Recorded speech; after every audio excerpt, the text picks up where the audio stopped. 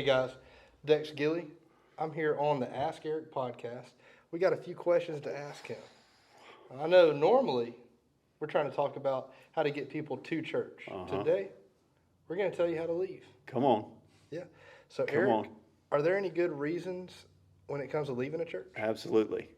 Okay. Absolutely. And you hear about it, especially right now, every Saturday, Right? right? College football. Right. What's all the announcers talking about? They're talking about that transfer portal. The transfer portal. So we're going to help you out today. You ready? We're going to give you the church transfer portal podcast The wormhole. right there. Yeah. That's a lot to say. That is a lot. But yes, I do think so. I do think that that there are some reasons, like legit reasons, to leave the church, right? And I can tell you a couple of them. You want to go there? Let's take it there. So good reasons to leave. Number one, I think any doctrinal issue or theological issue. Okay. And basically, here's what I mean. I don't mean do they believe that women can be pastors, or do they believe red carpet or blue carpet? I'm not talking like that. I'm talking main course dinner beliefs. Like, is Jesus the Son of God? Did he come and die as our sin? Did God raise him back up on the third day, defeating sin, death, hell, and the grave, right? Is the Bible, the Word of God, the inerrant Word of God, without error, infallible, like those type things? I think that's a reason to leave if your church doesn't preach actual biblical doctrine. Now, here's what I would say that. I'd challenge you too. Because if you're at a church who doesn't currently speak and preach biblical sound doctrine, then they probably didn't do that when you went there initially anyway. Right. So I would say before you try to get out of a church, you should probably put some time in on the front end to figure out if this is one you actually want to be in to begin with. Right. Does that make sense? Or if you're in there, maybe you need to bring it up and say, hey, Yep. here's an issue. Yep. And I think if it's doctrinal, that's very valid.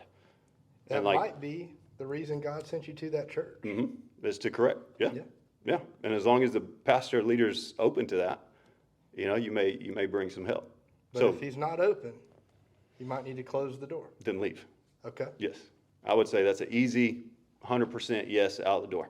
I think another good reason to leave is based on the leadership character, integrity, right? Right. So you start talking about the pastor's integrity or the pastor's character, who he's known as. If something falters with that, I think that gives you a way to get out too. If the church doesn't address it. So Does that make leadership sense? as a whole. I would say so. I would put more weight on the lead pastor's character and integrity. So that's tough. Right, because you get a student pastor, a worship pastor, or something like that, and I'm not saying they're any less accountable, because I'm gonna read you a verse in a minute that I think qualifies people to pursue becoming a pastor, right, in any level. But I do think the lead pastor is the main visionary. He carries the culture, he carries the identity of the church, he carries where the church is going. As long as he's solid, then to be honest with you, people leave. You know, so if a student pastor has a character flaw, will it hurt for a minute? Yeah. Right. Should you leave the church over that? I guess if you got students in the student ministry and they were drastically affected by that, then that could potentially be a reason to leave. But I think a lot of that rests on the senior pastor of the church. So at that point, does the church need to step in? Do they need to kind of hold that individual accountable and address the issues? No, absolutely. Because if you don't, then we're not being biblical anyway. Right. Right. And that's not just necessarily leadership. That's me and you. That's me and somebody else who's coming in rocking babies. If they're living a life that, is not biblical, then I'm going to have a conversation at some point if I love them. Right. Right. But if the church isn't willing to address integrity and character issues, then that's not a biblical church anyway. So I would say if the church isn't willing to address those character issues, then I would get out pretty quick. Right. So Right. you got a pastor, he's expected to do his job. Yeah. But the church body as a whole that you've joined, that you became a member, you've checked the box that, hey, I'm going to do my part. Their part is if they see somebody out of line, they need to, if it maybe there's a pastor, they need to call the congregation together, address the issue. Let's say another instance, if they see somebody in a leadership position getting out of line and a body of members come to you. I don't know if you've ever been in a situation where you've had to discipline somebody. Yeah. And I would say, to be honest with you, that happens a whole lot more than what most people want to realize. You know, a lot of stuff happens behind closed doors. So you get a group of people who are gossiping. Sure. Well, I mean, that's going to lead ultimately to division. Well, I can't let that happen, right? So we're going to have a conversation. So it's not necessarily just gigantic big things all the time, but there's been those too, you know, Right. where big things happen, and I gotta come in and figure out church discipline, because you know what, there's a whole bunch in here that talks about church discipline. Right. And I know we don't like to talk about that. Come on, in our culture right now, we just want to love everybody, because that's what we're called to do, is we're just called to love everybody. But to be honest with you, and we were talking about this earlier, you're called to love God first Right. before you're called to love people. Right. Right? He said, love the Lord your God with all your heart, with all your mind, and with all your soul. This is the first and greatest commandment. And then he said the second one is like it. He didn't say it was as important. He said it was like it. Right? True. So if I don't love God and what he says about how to run his church, and I'm not willing to discipline people that are out of line with that say they want to live this way, then I'm not being a pastor. I'm not leading. I'm not helping. Does that make sense? If you've joined the Christian faith, you need to, before you're worrying about anybody or any church and how it might affect them personally and how they may get in their feelings, you need to make sure you're carrying out the oath you made to God when you receive salvation. Oh, yeah. Yeah. And here's the deal. Like, there's a whole bunch of stuff in here I don't understand. You know, and same thing with you, same thing with everybody else listening and watching, is you're hanging out trying to figure out how to live this Christian life the best way that you can. And I may be doing something that I don't know is wrong, right? Morally, character-wise, or integrity-wise. And I just need somebody to come and point it out to me. Right. Right? I'm trying my best. I'm trying to live this life. But if I don't know it, then how am I going to know what to change? Yeah, that happens Yeah. so much to me. It's almost Oh, yeah. habitual. Yeah. Yeah. But now we got almost like a chip on our shoulder, True. you know, as a generation where nobody likes to be wrong. Nobody likes to be told, you know, hey, you can't live that way. No, Yeah. Nobody likes authority right now in any sense. And you have to have it. You got to. I guess got that to. our other generation was over authoritative, and now we're so lax that Yep. if somebody doesn't step up and make the hard statements, which you're so great about, we're going to be in a bad position. Oh yeah, it's like I've heard it said, it's like a pendulum swing. One generation starts all the way over here at a hard, like very condemning stance. You let go of it, it swings all the way over here to the next generation. You know, I don't want to be like my mom and dad. I don't want to be like that generation. Sure. You know, I want to love people. I want to care for people. But when we don't address that, when we don't help them grow as a disciple of Christ, then are we loving them anyway? No. We're not loving them at all. You know, so I think it's got to be somewhere right in the middle. Is Jesus came full of grace and truth. You know, it's not, hey, I love you, I care for you, go do what you want. It's no, I love you, I care for you, I saved you, right? So now live the life worthy of what I paid for. So You know, somebody's got it's to a make big the deal. sacrifice of the eye candy, that pendulum going back and Oh, yeah. forth and just stopping it. Yep, absolutely. And if a church is not willing to do that, then I would say leave. Okay. Well, But to be honest with you, I think that's the only two reasons. Blanket, because that's a big statement. Like, should I leave my church? right. That's a big statement. There's a lot of things that you don't know. There's a lot of variables at play. But at the end of the day, those are probably my only two. Like, Right. should I leave? Yeah, leave if doctrine or theology is wrong, and then you have the potential to get out if character issues are out of line as well, because that's a big deal. Well, let's Big deal. let's delve into those a little bit deeper. That's the two Yeah. main reasons. Maybe let's talk about what are the main reasons you're a pastor. There's a lot of people that come to church here. What do you see when people are leaving churches? What are the main reasons for that? Easy. Number one, mad or hurt. Okay. Mad, somebody didn't talk to me in the lobby, got my feelings hurt, now I'm ready to leave because the church ain't friendly. Right. You know, which is not the case most of the time at the majority of churches.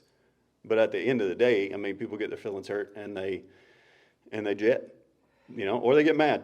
Sure. You know, they pitch an idea, they want to do something a certain way, and their leader, whether it's the pastor of the church or whether it's their team leader, doesn't want to do it that way or decides to go another route. Now I get my feelings hurt. You don't want to accept any of my ideas, I'm out. And whenever you're talking big about deal. hurt feelings, that makes me think, now that I've been going to church here, I've got more involved. I'm serving, I'm tithing.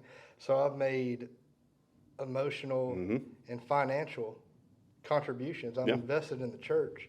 If I was to get into a position that I was going to feel like I needed to leave the church, it would almost, to me, and I'm sure several others watching would feel Yeah. the same. It'd be like a bad breakup or divorce. What are your thoughts on that? Yeah, no, I think that's valid. I think a lot of people look at the church as a family of God, and that's true. We are called sons and daughters of God. But I think the Bible more specifically talks about the church as the body.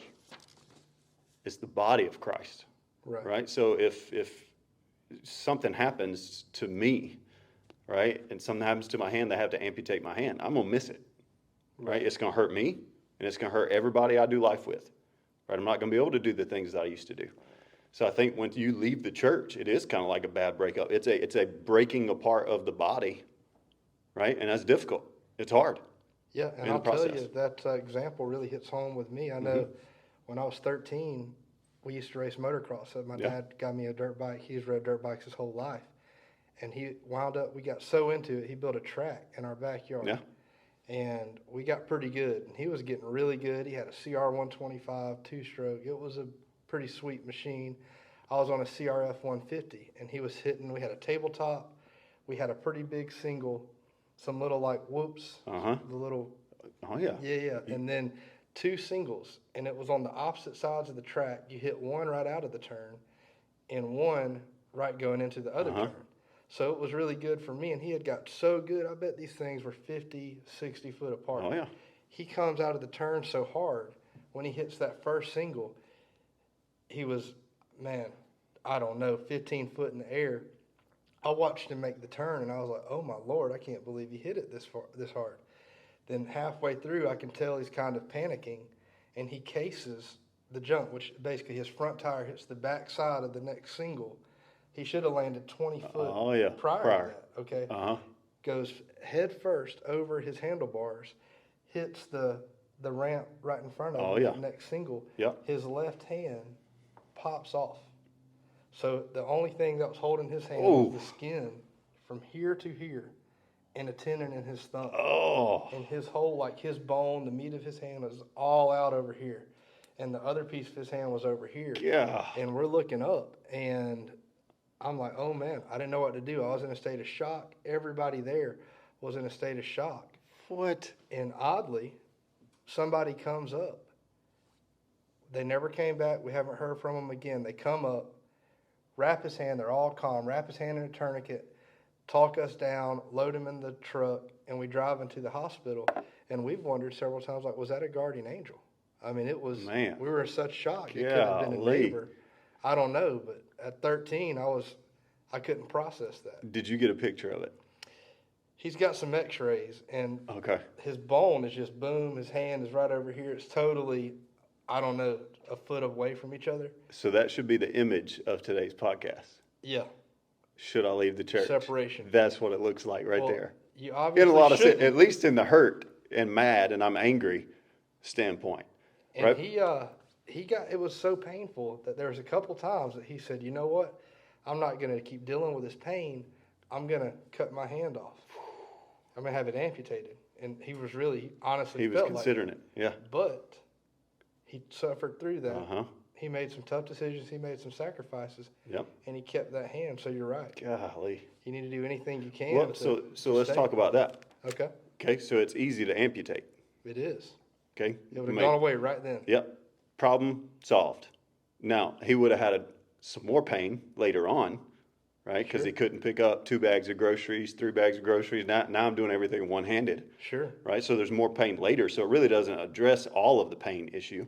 But to be honest with you, I want to give you this real quick. I think the reason why people hurt or leave because they're hurt or mad is because we don't want to do the work, Right. right? So he suffered through the pain, Oh, yeah. went through the process. And now he's probably grateful that he did. Oh, yeah. Because now he's healthy. Sure. He's able to do all of that stuff. Well, the Bible tells you if you're mad or hurt, what to do. I'm going to read it to you. Ready? Matthew 18:15. Look at what it says. It says, if your brother or sister sins, go and point out their fault just between the two of you. If they listen to you, you've won them over. But if they will not listen, take one or two others along so that every matter may be established by the testimony of 2 or 3 witnesses. If they still refuse to listen, tell it to the church.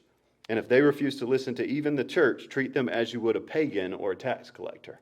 Which in that time, we talked about church discipline a while ago, right? There are some instances where you go, okay, You got to go. right, you're claiming to be something that you're not. Right? Now, if you were lost and you didn't believe, we would usher you in. But you're claiming to be something you're not. That's discipline right there. But Right. most people leave the church without even going and having a conversation. Hey, Dex, you upset me. Right. We got to talk about that. That goes back Right, you to hurt my feelings. our generational issues you Oh, yeah. pointed out. Yeah.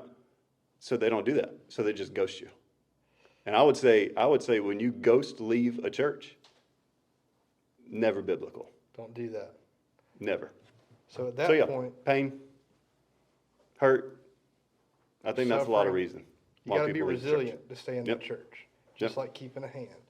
Yep. Whenever I think about leaving a church, this was really the first church that I've ever been to that took me in, gave me my first rite of passage, if you will. Whenever I came here, we kind of got to going, and then somebody came up, hey man, have you done next steps? Have you done this Oh, and yeah. that? So I went through the process, and I understood how this church was governed, how everything was handled, and then they put me on a team. Yep. I started getting more connected, and then at that point, I was like, you know what? I see the vision of this church. I agree with it. I'm going to start giving them money. Yep. Now I'm financially connected, Yep. and I've been to a few different churches. Whenever I left them, I didn't have as deep of a connection. If I was to want to leave, I would come, have a talk. Eric, here's what's going on. Yep. If it's with somebody else, maybe I've already spoke with them. It's a huge deal. I'm not going to be able to stay. I would try to sort that out because I wouldn't just be able to walk away. And like I said, I've gone to 2 churches before here regularly. Yeah. Like I attended there. I held my membership there, and that makes me wonder: is Christianity and our church system as a whole, are they not maybe doing as good of a job as they possibly should, doing that initiation process and pulling us in closer to God? Yeah. I think there's a bunch to say with that. Like the assimilation process of every church. I think, so when you start talking about, here's that part too. Here's the second reason why I think people leave is because I'm not growing there. Right? I'm not growing at that church, so I got to leave. And I think that's somewhat arrogant, if you will. Because you're placing all the blame of you not growing on somebody other than yourself. Right. And I'm not saying that the church doesn't have a part to play in you growing, because we do. That's biblically, we have to do that. So yeah, I think if we make it clear, how do you get connected? How you get plugged in?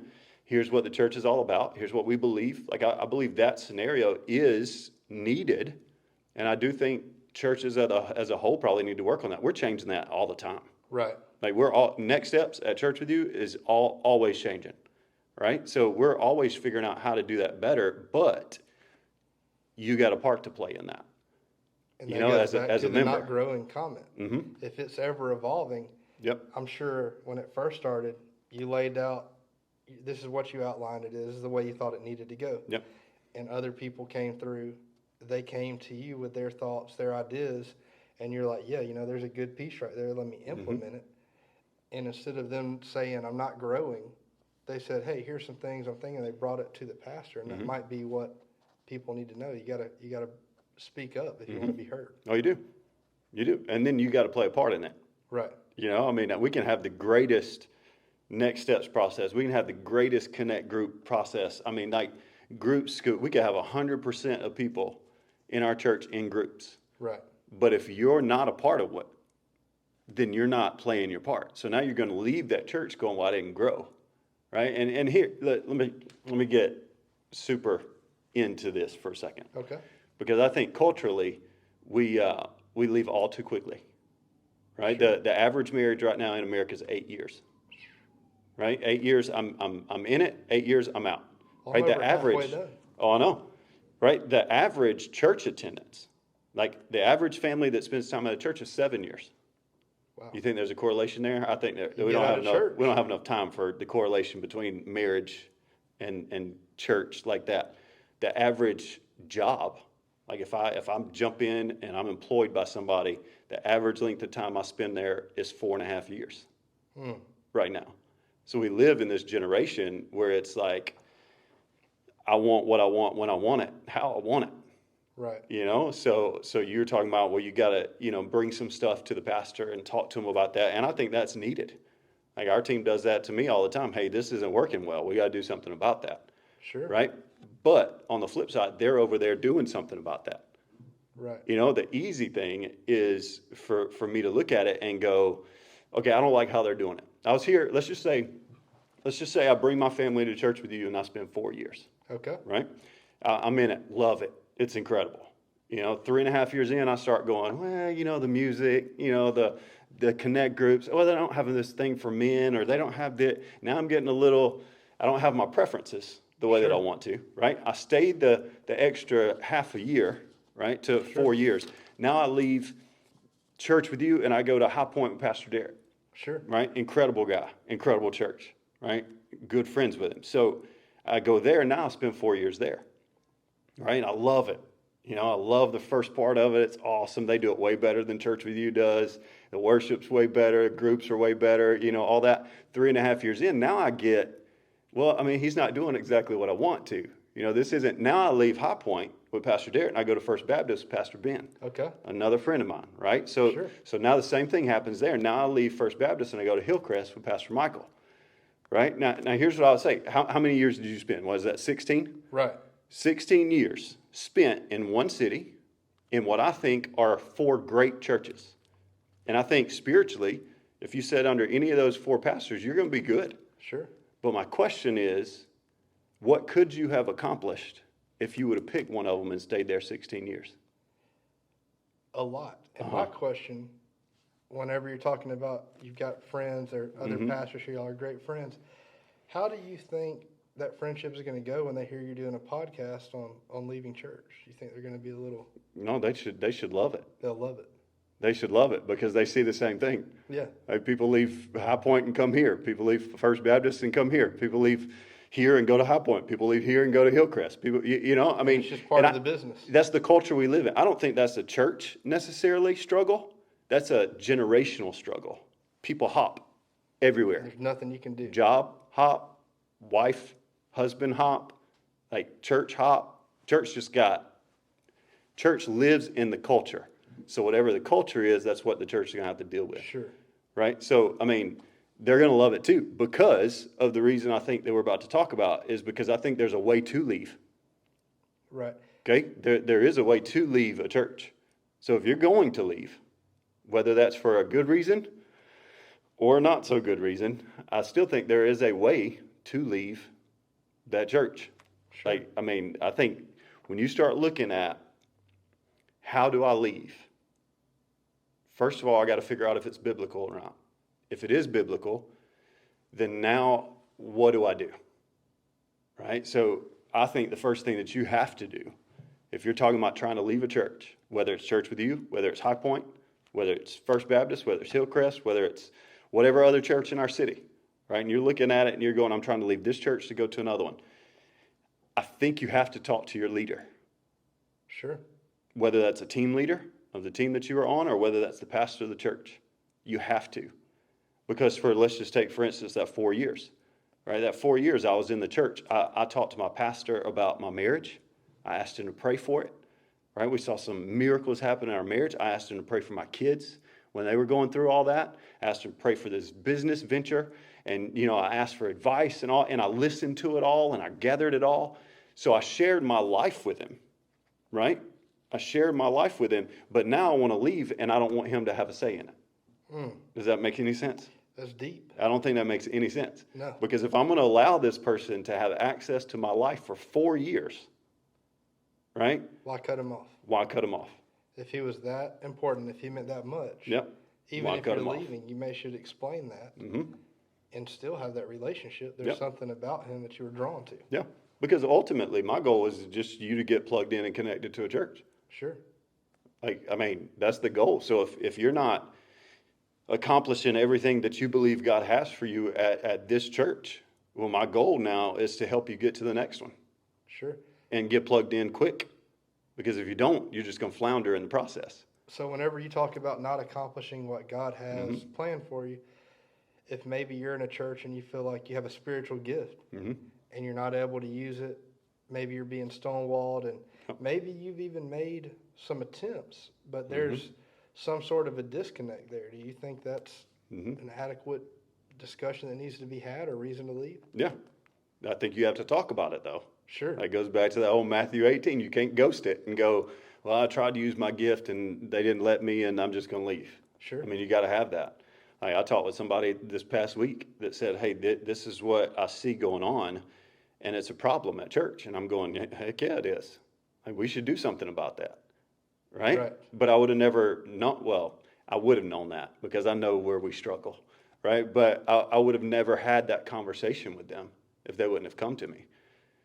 So, yeah, I think there are some reasons why you should leave if you're being stonewalled, but I think you got to figure out for sure that you are.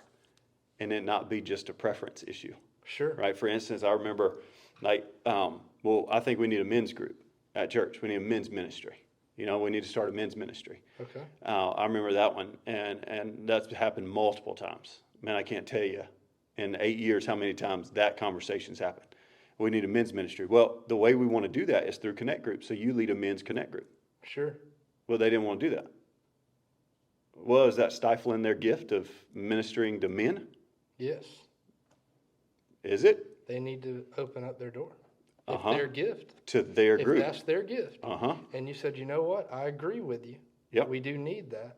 But It's been on my heart. Here's how we're going to do And it. you brought it up. Yep. Now, here's just clicked. I'm going to allow you the ability Yep.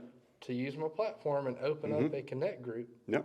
Then yes, I think you've enabled them with the ability to use their gift. It's up to them to market it accordingly and get them in Yeah. there. But if I didn't want it in that way, I don't want to do a group. I want to do a men's ministry. And I leave a church because of that. That's tough. I Now, think that I doesn't- don't think that's a reason to leave. I don't, Because that's agree with you. preference. I tend to agree with you. Yeah. That's preference. yeah. So, men's ministry. Anything. Yeah. Anything. I mean, you can use your gift in any way in the process of that local church. Right? Nick Saban says it all the time. Just work the process. That's right. Work the process. Listen, And Alabama finish. ain't as good as they are if they ain't got a good process. That's true. Right? And I'm not saying we got the best process and we're going to work on it. But at the end of the day, you got to work the process to get any of the results that you want in your life. Right. So, I mean, ultimately, if I leave, I got to have a conversation. I got to talk to that leader. Right. I got to. I think another way to leave well, right? If somebody's leaving church with you to go to another church, I want you to have a conversation with either me or your leader, your team leader. Have that, give them access to your life. Sure. So you wind up leaving. Now I would say the next thing there is to invite them to help you get plugged in somewhere else. Like I know all these guys. The majority of the churches that people are going to leave church with you to go to, I know all these guys. I can Right. plug you in. I can get you there so you don't flounder in the process. Right. Does that make sense? So really, if somebody's wanting to leave and they come to you, your goal is to keep them in church, whether it's church with you or churches mentioned, or maybe a church in Fort Bragg. Maybe they're Yeah. moving because of the military. Yeah. Whatever it may be, Yeah. you're going to do your job as the pastor to make the phone calls, find those resources, and get them plugged in. And Yeah. I think that's a huge deal because I've seen a lot of people, I personally know, I'm Yeah. sure we all do, more people than we could count on our hands that have left a church and are bitter about it. Now, so I'm going to give you a verse on bitterness Okay. real quick because I do think that's an unhealthy way to leave. So if you want to figure out how to leave well, All right, so talk to your leader, talk to your pastor, right? Then ask them to help you connect to whatever church you want to go to, right? And then make sure there's no root of bitterness in you, because watch what Hebrews says. Hebrews 12:15. See to it that no one fails to obtain the grace of God, that no root of bitterness springs up and causes trouble, and by it many become defiled. So when a root of bitterness, if I leave a church and I'm bitter because of it, that leader didn't make a decision I thought was right, I can't back it up really biblically, but I just didn't like it, so I'm going to leave. Well, now I'm hurt. I got some bitterness. I resent him a little bit. And what that bitterness does is it says a root of bitterness. Right? Sure. So the root of bitterness takes place. The root grows into a tree. And now you're a bad egg. And now it is all consuming in your life. And the Bible says that because of that root, many become defiled. So what normally happens is you get somebody to leave the church because they're bitter and resentful. And then what happens is they tell all of their friends that they met at that church, right? Hey, here's why I'm leaving. I'm bitter because of this. He didn't do that. They didn't do this. She didn't let me do this. And then all of a sudden, now you got a group of people that are also becoming bitter, Right. that are leaving the church, right? Now, many people are becoming defiled because of that one person's root of bitterness. So if you're going to leave well, then at least have a conversation to go, I didn't agree with this. Even if after that conversation you still don't agree with it all. Even if you would have done it completely different, even if you think the Bible tells you it should have been handled completely different, right? You at least do what Matthew 18 told you to do. You go to the person, have the conversation. Right. I think God does a work like that. open dialogue needs to be had. And I think a lot of people hear one thing and feel like all of a sudden you're totally different from what they thought or what have you. I believe culturally we have a lot of stuff going on that divides us, whether it be, I don't even want to delve into that because I'll say the wrong thing. There's a lot going on culturally. Yeah. And I think extremists on political, race, whatever it may be, on different ends of the spectrum, they're protruding a totally different persona. But I think at the core of all people, they're not that far apart. They're going a different way. Maybe they're going a poor way to get to the destination they're trying to get to. But I think people at the core are all going to be pretty similar and are all wanting better. Oh, yeah. I mean, sure, there's some evil people, but that's rare. Yeah. Well, with the race thing, it's just a different color dirt. Sure. We all made of the same dirt. Yeah, that's right. You're made of the dirt. I'm made of dirt. Whoever's listen, you're just dirt with just different color dirt. That's right. So at the end of the day, it's not. It's the conversation that leads to healing, right? The Bible says, "Confess your sins one to another, so that you may be healed." So in church, if we're going to be a body, well, I mean, at the end of the day, I'm gonna do some form of an activity that hurts some portion of my body. Like right now, with that bike wreck, there's portions of my body that are hurting. Feeling it. But I'm going to have to walk through the healing process. And at some point when that happens and God heals me completely and restores my strength back, I'm going to be way better because of it. Well, we skip all that when we leave the church bad. When we don't have those conversations, right? We leave all that. We now hurt people, right? The same way that we've been hurt, right? And now that's the reason why I believe a lot of pastors are dropping out of the ministry, is because people say, hey, I'll be with you forever. Like this church, I'll never leave it. And then all of a sudden they leave and it's like, man, I can't rely on anybody, And then somebody leaves church with you, they hurt me. And then they go to High Point, they leave High Point, they hurt Derek, right? And we're leaving wounded people all the process. Now we do that too as pastors. Like we have the ability to do that and hurt. But the way to get through that hurt is to confess to one another. It's conversation. The race thing, conversation, right? You're going to have conversations. If you don't, then what's going to happen is you're going to leave one place to go to the next place, and you're going to think it's that last place's fault. And then you're going to see the same thing in the next place you go to. And then you're going to leave that one, go somewhere else. Well, those two churches are bad, but this one is going to be good. But what we do is we church hop. Church after church after church after church, and never actually get to the root cause of what the problem is. And most of the time, it's me. And I'll tell you something. A light just went off with what you just said. Whenever you're church hopping and you're about to leave, and you leave bitter because you don't want to have a conversation, because we're not in the age of conversation. Oh, yeah. We're in the age of then and now and do what feels good, and it's easier for me to just leave and block a number. Yep. Whenever they've opened their life up to you, you've also opened your life up to them. Oh, yeah. And I'm just now kind of piecing that of the puzzle together. How does it make you feel when somebody leaves and you know, wow, they've left bitter and I can't reach them and there's nothing I can do about it? Oh, yeah. Well, I mean, I think Do you just keep trying to reach out, or what do you do? it hurts. It hurts. You know it hurts. Yeah. 'Cause you I live mean, it. it hurts.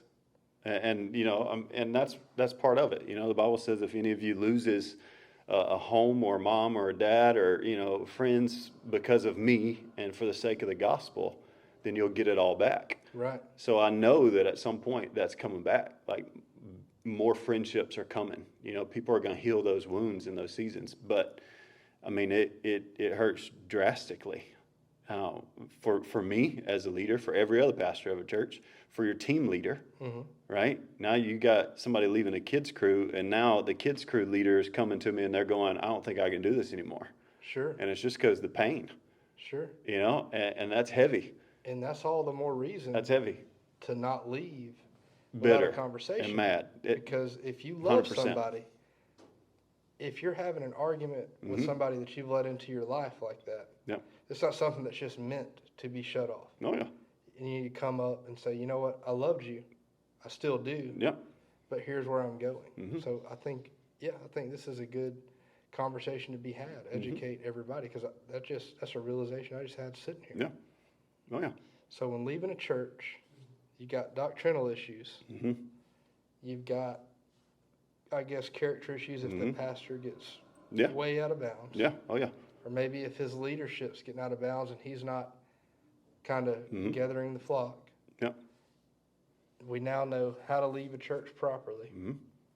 You know, into closing this podcast, what are your thoughts on wrapping this all up and bundling it together? Well, I mean, ultimately, I think you can leave a church, but you cannot leave the church. Sure. You can leave. That's what I love about our city, especially Enterprise and Ozark as well. I know some pastors over there too. That there's really good churches and really good pastors in our city. So you can leave church with you and you can go to another church and grow.